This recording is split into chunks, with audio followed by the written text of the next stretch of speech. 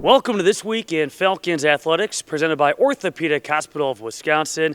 My name is Matt Menzel, and we highlight this week both women's volleyball, but first men's soccer. And being joined by Carlos Valdivia, a defender for the men's soccer team, back for his senior season. You go back to last week and coming off some big wins. First, victory and knocking off Marion by the final score of 4-2. But of note, you got the scoring started within the 7th minute. Your first collegiate goal. Take us through that goal. So the night before, I had a dream, and I know it might sound cliche and stuff like that, but I seriously had a dream that I scored. I don't know how I scored, but I just knew I scored.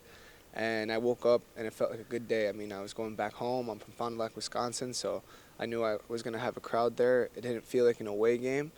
And, I mean, the stars lined up correctly. I was there to finish the ball, and it felt really good. I mean, my first goal, hometown, against a team that's from my hometown, and then in front of my hometown fans. I don't know, it felt perfect. It was perfect. It was like a script, you know? I couldn't write it any better. So. After that ball went in, did it kind of seem surreal being that you had that dream the night before? So before I have scored, but they've always been offsides. So I look over to the linesman just to make sure, because once I scored, there was no cheering, because I feel like everyone was confused that I was up there so high. Even coaches were like, "What were you doing up there so high?" But I look over at the linesman, I do a double take, and I make sure it's not offsides, and then I go celebrating with my team. So it was really nice, yeah. Overall, in that victory, what was the story? How were you guys able to get the job done against the Sabres?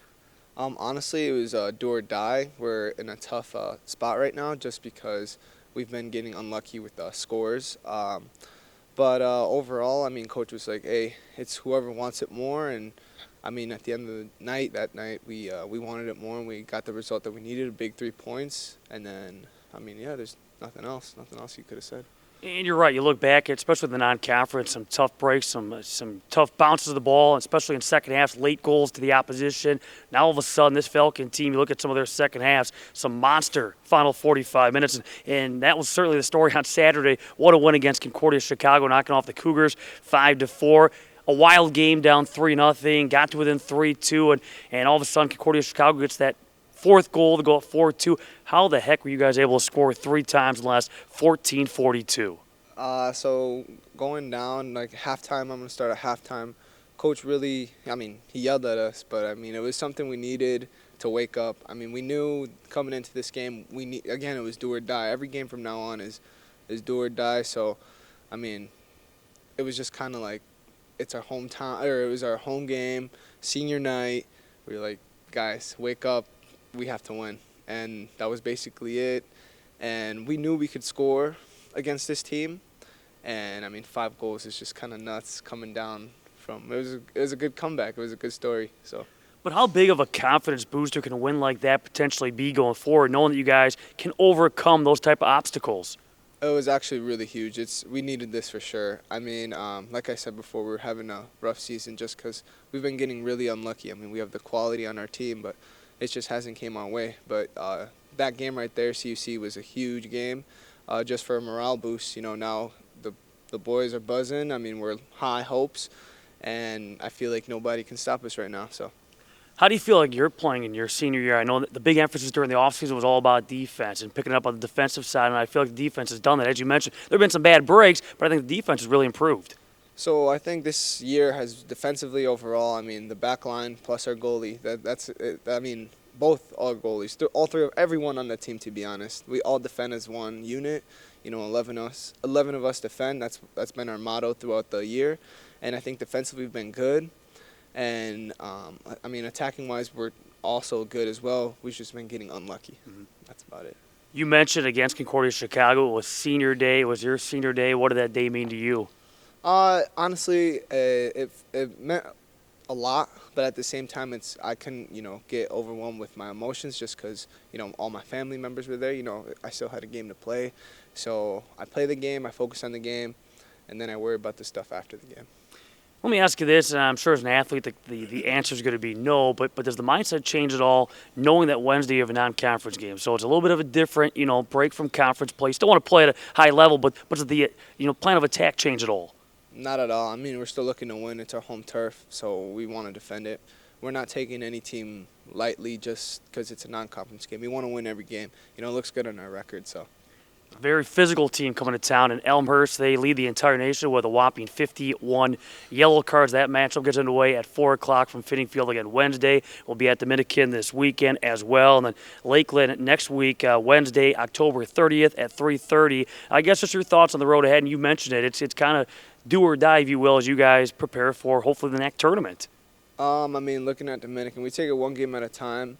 So first we have Elmhurst, and then we have Dominican. But, we have to take care of Elmhurst first, and once we do, we'll take care of Dominican. That'll be a good game just because it's away, and, no one likes driving away, you know what I'm saying?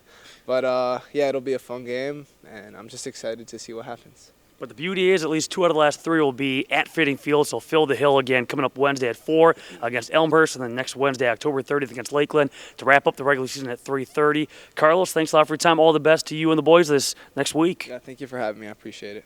More to come as we continue with This Week in Falcons Athletics presented by Orthopedic Hospital of Wisconsin. I can't imagine being any other profession than an orthopedic surgeon. We have the privilege and we have the responsibility to make people better. We've been fortunate enough to take care of professional athletes. We've also been fortunate enough to take care of our neighbors and friends who trust us to give them back their life. One of the main reasons I came here was because this is the way healthcare is meant to be delivered. Being devoted exclusively to orthopedic care means that we can focus on delivering specialized care for every patient. And that includes not only the surgeons and the physicians, but also anesthesia, controlling pain, the nurses, and the scrub techs, and everyone in the recovery is dedicated to treating conditions that are very similar for people. Our tagline is an uncommon focus on you. We think the focus on the patient experience is what sets us apart. Before we make any process or clinical decision at the hospital, we start with the same question. Is this what's best for the patient? If we can't answer yes, we move on to the next idea. Our nurses provide care for no more than 3 patients per shift, whereas other facilities, they might provide care for 7 or even 8 patients per shift. We think this personalized care is what sets us apart from others. I think that dedication to our patients is our number one focus. And you can technically do a good operation, but if you're not centered on the patient, they're not necessarily going to have a great outcome. The Orthopedic Hospital of Wisconsin is physician-owned. It's physician-led. We have the responsibility to make the right decision for every patient. We also have the freedom to make the right decision for every patient.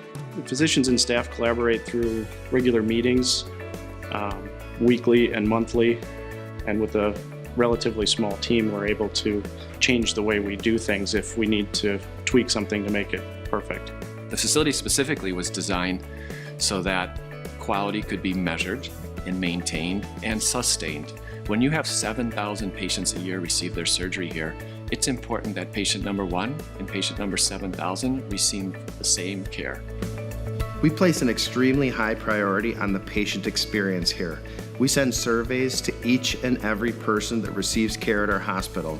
Those survey results come back directly to me. I review them and share them with our senior leadership, as well as the staff and the physicians that provide the care to those patients. There's almost 5,000 hospitals in the country that are measured. The Orthopedic Hospital of Wisconsin measures number 1, not number 2, not number 3, not runner-up, number 1 in patient satisfaction in the state of Wisconsin for the last 10 years running.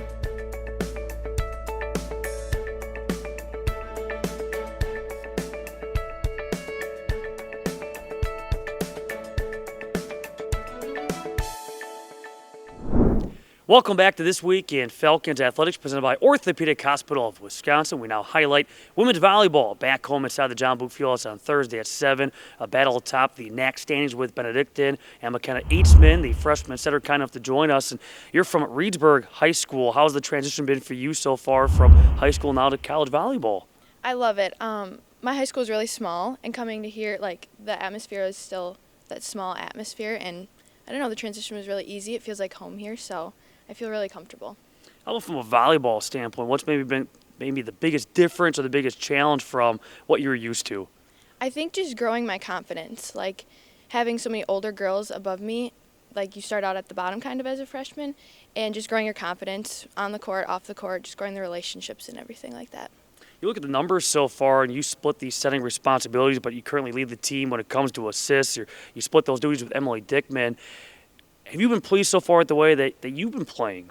I think so. I think I'm just still working on my confidence, but I love the relationships I've grown with my hitters, especially, and just growing that confidence on the court is what I'm working at every day. You talk about building that relationship with your hitters. It's got to be a nice luxury to have so many different options. So how do you decide where to go with that ball, in that split decision? Sometimes it's just who's the loudest in that moment, like which one of my hitters is talking to me the most.